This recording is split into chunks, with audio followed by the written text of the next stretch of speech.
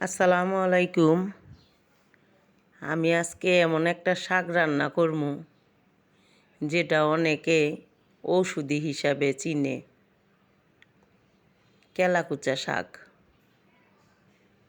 এই শাকটা আমার নারিকেল গাছের ডাউগার উপরে রয়েছে। এটা চাষ করন লাগে না, এটা এমনিতেই বাড়ির আশেপাশে আঙিনায় হয়। আপনারা চাইলে দুই একটা গোড়া লইয়া টপের মধ্যে লাগাই দিবার পান। সবার তো আর বাড়ির আশেপাশে থাকে না।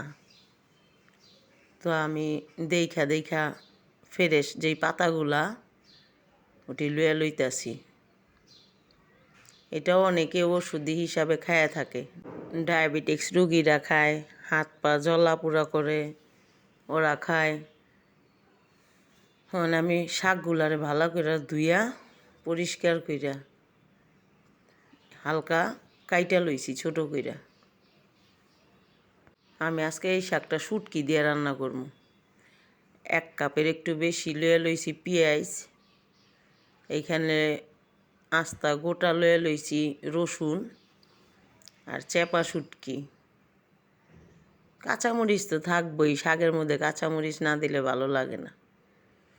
মানে পরিমাণ মতন তেল দিয়া আমি পেঁয়াজ কুচিটি দিয়া দিছি।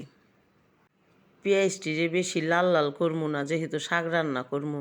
দিয়া দিলাম 1 টেবিল চামচ পরিমাণ আদা রসুন বাটা, পরিমাণ মতন লবণ, 1 চামচ পরিমাণ হলুদের গুঁড়া, 1 চামচ পরিমাণ ফাঁকি মরিচ গুঁড়া দিয়া ভালো করে একটু লাইরা মুইরা দিয়া দিব এখানে কাঁচামরিচ। আমি কাঁচামরিচের এখানে মুখগুলা ফাটাইয়া লইছি, যেমন জালটা বাইরে যায়। আর দিয়া দিলাম হনে চাপা শুটকিটি দিয়া হালকা একটু লাড়া দিয়ে একটু পানি দিয়ে দেব, পুরা যেমন না লাইগা যায়।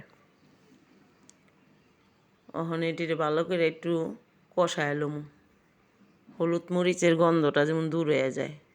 আর আমি হনে দিয়া দিব রসুনগুলা। আমি এখানে আস্তে আস্তে রসুন দিছি, আপনারাও দিবেন।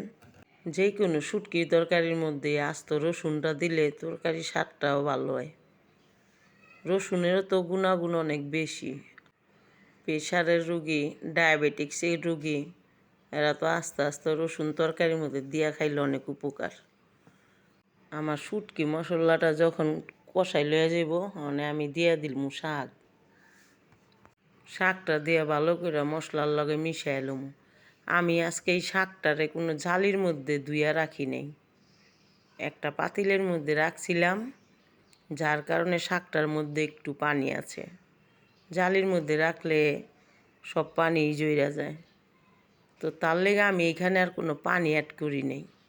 শাকের থেকে যেরকম পানিটা বাইরেছে ওই পানিটা দিয়েই আমি আজকে এই শাকটা রান্না করতেছি।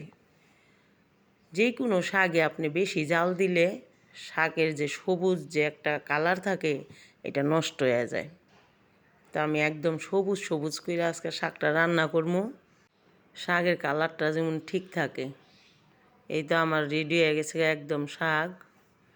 আমি এখন চুলার টেনে নামায় লইছি। আপনারাও যদি পারেন এইভাবে একবার খাইয়ে দেখবেন গরম ভাতের সাথে। অনেক মানুষ আছেন জীবনও হনো এই পাতাটা খাইয়ে দেখেন নাই, একবার খাইয়ে দেখবার পান, সেই মজা হয়।